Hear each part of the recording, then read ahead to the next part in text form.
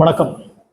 21ஆம் நூற்றாண்டின் மிக ஆபத்தான ஒரு போதைப் பொருள் எது அப்படின்னு கேட்டிங்கன்னா, மிக கொடுமையான ஒரு போதை எது அப்படின்னு கேட்டிங்கன்னா, அது இந்த ரீல்ஸ் தான்.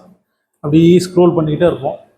டைம் பார்த்தா 2 மணி நேரம் 3 மணி நேரம் ஆயிருக்கும். நம்ம வாழ்க்கையில் ரொம்ப முக்கியமான, அதாவது போனால் வராத அந்த நேரத்தை எல்லாம் இந்த ரீல்ஸில் நம்ம செலவு பண்ணிகிட்டு இருக்கோம். ஆனால் அப்பேற்பட்ட ரீல்ஸை யூஸ் பண்ணுறத ரொம்ப பெருமையாக ஒருத்தர் பேசிகிட்டு இருக்காரு. அதாவது மக்கள்லாம் ரீல்ஸ் யூஸ் பண்ணுறத ரொம்ப பெருமையாக ஒருத்தர் பேசியிருக்கிறார். யார் பேசியிருப்பார் அப்படின்னு உங்களுக்கு தெரியும் இல்லையா? மக்களுடைய பிரச்சனைகளை பற்றி கவலைப்படாமல், இல்லைன்னா 2 முதலாளிகளை பற்றி மட்டும் கவலைப்படுற ஒருத்தர் இருக்கார் இல்லையா, நம்ம அவர் தான் பீகார் எலெக்ஷன் அந்த பிரச்சாரத்தில் இப்படி பேசியிருக்கிறார். நான் ஒரு கிளாஸ் டீயை விட கம்மியாக நெட்டு கொடுக்குறோம். உலகத்தில் வேற எந்த இடத்துலையும் இவ்வளவு கம்மியான ரேட்டில் நெட்டு கிடைக்காது. நீங்கள்லாம் ரீல்ஸில் அப்படியே பார்த்துக்கிட்டே இருக்கலாம், நீங்கள்லாம் ரீல்ஸை பார்த்துக்கிட்டே இருக்கலாம் அப்படின்னு சொல்கிற அந்த பிரதமர் அட்லீஸ்ட் இந்த நெட்டை வச்சு நீங்கள் வேலை தேடலாம், இந்த நெட்டை வச்சு உங்களுக்கு பல இன்டர்வியூ ஆன்லைனில் பண்ணலாம், அதெல்லாம் சொல்ல ரீல்ஸை பார்க்கலாம் அப்படின்னு யார் சொல்கிறாங்க? நம்ம நாட்டின் பிரதமர் சொல்கிறார். ஒரு கிளாஸ் டீயை விட கம்மியாக நெட்டு கொடுக்குறீங்க, ரொம்ப சந்தோஷம். ஆனால் அந்த ஒரு கிளாஸ் டீயை வாங்கி குடிக்கிற அளவுக்கு கூட அவங்ககிட்ட வருமானம் இல்லை. அதுக்கு ஏதாவது வழியை செய்யுங்க. ஒரு நாளைக்கு 40 ரூபா 50 ரூபா தான் அவனுடைய வருமானமே. அதை வச்சுக்கிட்டு அவன் எங்கேருந்து ஒரு கிளாஸ் டீயை வாங்கி குடிக்கிறது? இந்த மாதிரி நீங்கள் சொல்கிற மாதிரி நெட்டை போட்டுட்டு இப்படியே ஸ்க்ரோல் பண்ணிக்கிட்டு இருக்க வேண்டியதுதான். ஏன்னா வேலைக்கு போகிறதுக்கும் அங்கே வேலை எதுவும் கிடையாது. ஏதாவது சம்பாதிக்கணும்னா மற்ற ஸ்டேட்டுக்கு தான் போகணும். பீகாரில் ஒன்றும் கிடையாது, அவன் சம்பாதிக்கிறது ஒன்றும் கிடையாது. சம்பாதிச்சாலும் 40 ரூபா 50 ரூபா தான் சம்பாதிக்கணும். அப்படி இருக்கிற ஒரு ஸ்டேட்டில் நம்ம என்ன சொல்கிறாரு? டீயை விட கம்மியாக நெட்டு தரேன், ரீல்ஸை நோண்டுங்க. எப்படி இருக்குது பாருங்க. ஆனால் இதே ரீல்ஸால் நீங்கள் நாசமாக போகிறீங்க அப்படின்னு ஒருத்தர் சொல்லியிருக்காரு. அவர் தான் ராகுல் காந்தி. ராகுல் காந்தி இந்த ஹரியானா ஃபைல்ஸை பற்றி கொஞ்ச நாளைக்கு முன்னாடி பேசினார் இல்லையா? 2 நாளைக்கு முன்னாடி பேசினார். ஹரியானாவில் எப்படி ஓட்டை திருடி அவங்க ஜெயிச்சாங்க. ஹரியானாவில் மட்டும் கிடையாது, மகாராஷ்டிராவில், சத்தீஸ்கரில், இங்கெல்லாம் ஓட்டை திருடி தான் பிஜேபி ஜெயிச்சாங்க. அதுக்கான சாலிடான ப்ரூஃபையும் அவர் காட்டியிருக்கிறாரு. இப்போ அந்த ஹரியானா ஃபைல்ஸை பற்றி ராகுல் காந்தி பேசி முடிச்சதுக்கப்புறம் பீகாரில் இருக்கிற எலெக்ஷன் பிரச்சாரத்தில், அதாவது நேற்று முதல் கட்ட எலெக்ஷன் முடிஞ்சு போச்சு பீகாரில், 2வது கட்டம் 13ஆம் தேதி நடக்குது. அதற்கான பிரச்சாரத்தில் ராகுல் காந்தி பேசும்போது தான், ராகுல் காந்தி இது வரைக்கும் கொடுத்த ஸ்பீச்சிலேயே மிக அருமையான ஒரு ஸ்பீச் அப்படின்னு சொல்லலாம். பீகார் மக்கள்கிட்ட என்ன பேசணும், என்ன அவங்களுடைய தேவை அப்படின்றத பற்றியும் தைரியமாக பேசியிருக்கிறார். அதாவது அவங்களுடைய குறையை அவங்க ஸ்டேட்லேயே போய் சுட்டி காட்டியிருக்காரு. அதாவது ராகுல் காந்தி ஒரு விஷயத்த சொல்கிறாரு, யாராவது சாவணும் அப்படின்னா பீகார் ஹாஸ்பிட்டலுக்கு போங்க அப்படின்னு மக்கள் சொல்லுவாங்க. யாரையாவது பிழைக்க வைக்கணும்னா பாம்பேக்கோ இல்லைன்னா டெல்லிக்கோ கொண்டு போங்க அப்படின்னு சொல்லுவாங்க மக்கள். ஏன்னா அந்த அளவுக்கு உங்களுடைய ஹாஸ்பிட்டலுடைய நிலைமையெல்லாம் இருக்குது. இதுக்கெல்லாம் காரணம் என்ன? 20 வருஷமாக இப்படி ஆட்சி செஞ்ச நிதிஷ்குமார் தான். பீகார் மக்கள் எல்லா இடத்துலையும் வேலை செய்கிறாங்க. பீகாரை தாண்டி மற்ற எல்லா இடத்துலையும் வேலைக்கு போகிறாங்க, பில்டிங் கட்டுறாங்க, பல கூலி வேலையும் செய்கிறாங்க. நீங்கள் கூலி வேலை மட்டும்தான் செய்யணுமா? நீங்கள் படித்து நீங்கள் பெரிய பெரிய வேலையை செய்யக்கூடாதா? அப்படி உங்களை வேற வேற ஸ்டேட்டுக்கு கூலி வேலை செய்கிறதுக்கு அனுப்புறது யார்? இத்தனை வருஷமாக ஆட்சி செஞ்ச 20 வருஷமாக ஆட்சி செஞ்ச நிதிஷ்குமார் தான். அப்படின்றத அவங்க ஸ்டேட்டில் போய் அவங்க மக்களுடைய குறைய தைரியமாக சொல்கிறாரு. அந்த மக்கள் ஃபேஸ் பண்ணுற அந்த பிரச்சனையை அவ்வளோ தைரியமாக சொல்கிறாரு. இப்போ இதையே பிஜேபி திருச்சி பேசுவாங்க. பீகார் ஹாஸ்பிட்டலை பற்றி என்னென்ன சொல்கிறாங்க பாருங்கள்.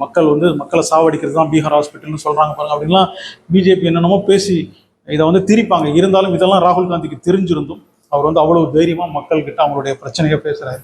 இதுதான் ஒரு உண்மையான தலைவனுக்கு அழகு. உங்களுக்கு ஃபேஸ்புக் தேவையா, வேலை தேவையா? ராகுல் காந்தி கேட்குறாரு. எவ்வளோ சரியான கேள்வி பாருங்கள். என்ன பிரைம் மினிஸ்டர் பேசிட்டு போயிருக்கிறாரு, உங்களுக்கு நான் 10 ரூபாய்க்கு டேட்டா தரேன் பாருங்கள், ரீல்ஸ் பாருங்கள். 10 ரூபா டேட்டா கொடுத்தா போதுமா? சோறு வேணாமா? மோடி ஒரு பிரச்சாரத்தில் எல்லார்ட்டையும் பீகாரில் தான் மொபைலில் லைட் ஆன் பண்ண சொல்கிறாரு. எல்லோரும் ஆன் பண்ணதுக்கப்புறம் இப்படி காட்டுங்க அப்படின்றாரு. எல்லோரும் காட்டினதுக்கப்புறம் மக்கள்லாம் காட்டுறாங்க. உடனே இந்த வெளிச்சம் எவ்வளோ வெளிச்சம் இருக்குது பாருங்கள், இனிமேல் உங்களுக்கு ராந்தல் விளக்கு தேவையா? இந்த வெளிச்சம் போதாதான்? இதை கொண்டு வந்தது யாரு? நாங்கள் தான் அப்படின்றாரு. இப்படிலாம் காமெடி பண்ணுறாரு பாருங்கள். எந்த இடத்துலலாம் இருட்டாக இருக்கோ அங்கே வெளிச்சம் தேவை இருக்கும்போது மொபைல் டார்ச்சை யூஸ் பண்ணுறது மக்களுடைய சாதாரண இயல்பு. அது கூடவா தெரியாமல் இருப்பாங்க மக்கள். அது இவர் சொல்லிக் கொடுக்கணுமா, மொபைல் லைட்டை ஆன் பண்ணுங்கள், ராந்தல் விளக்கு வேண்டாம் அப்படின்னு. நீங்கள்லாம் எந்த அளவுக்கு முட்டாளாக இருக்கீங்க, நான் சொல்லி தான் உங்களுக்கு இந்த வெளிச்சமே தெரியுது அப்படின்ற மாதிரி நம்ம பேசுகிறாரு. ஆனால் ராகுல் காந்தி அந்த மக்களுடைய பிரச்சனைகளை மட்டும் பேசுகிறார். உங்களுக்கு ஃபேஸ்புக் தேவையா, இல்லைன்னா வேலை தேவையா? வேலை தான் முக்கியம். நீங்கள் வேற ஊருக்கு போகிறதுக்கு பதிலாக உங்கள் ஊரில் எல்லாத்தையும் கொண்டு வாங்க.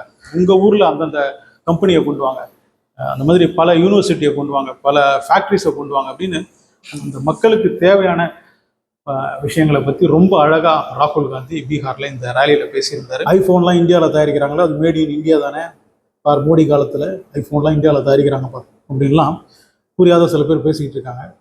ஐஃபோன் இங்கே தயாரித்தாலும் அதோட முதலாளி எங்கே இருக்கிறான்? அமெரிக்காவில் இருக்கிறான். லாபம் ஃபுல்லாக அவனுக்கு தான் போகுது. உனக்கு கொஞ்சம் வேலை கொடுக்குறான் அப்படின்றத தாண்டி இந்த ஐஃபோன் அப்படின்றது அமெரிக்கா காரனுடைய கம்பெனி தான், அவனுக்கு தான் முக்கியமான லாபம் மொத்தமும் போகுது. இந்தியாவில் நம்ம ப்ராடக்டை, இந்தியாவில் தயாரித்த ப்ராடக்டை, அதாவது நம்ம நாட்டு பிராண்டை நாம் யூஸ் பண்ணணும். அதுதான் நமக்கு பெருமை.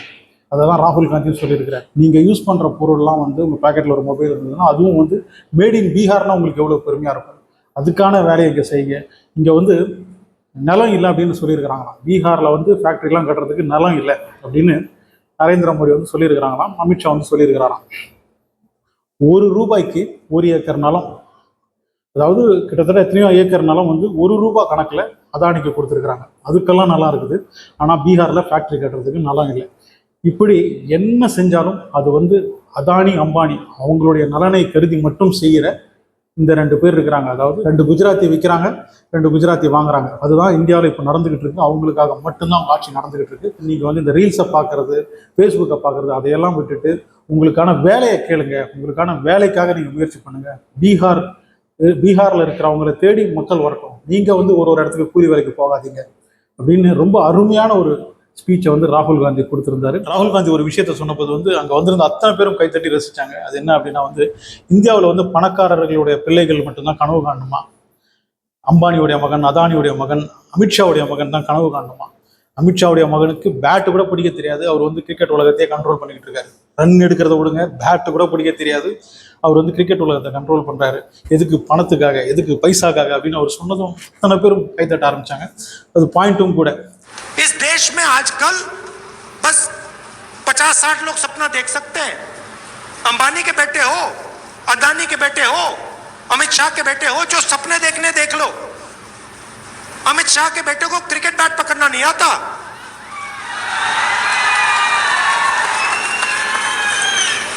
रन लेना तो छोड़ दो, मगर है वो क्रिकेट का चीफ। पूरी क्रिकेट कंट्रोल कर रखी है। क्यों कर रखी है? पैसा।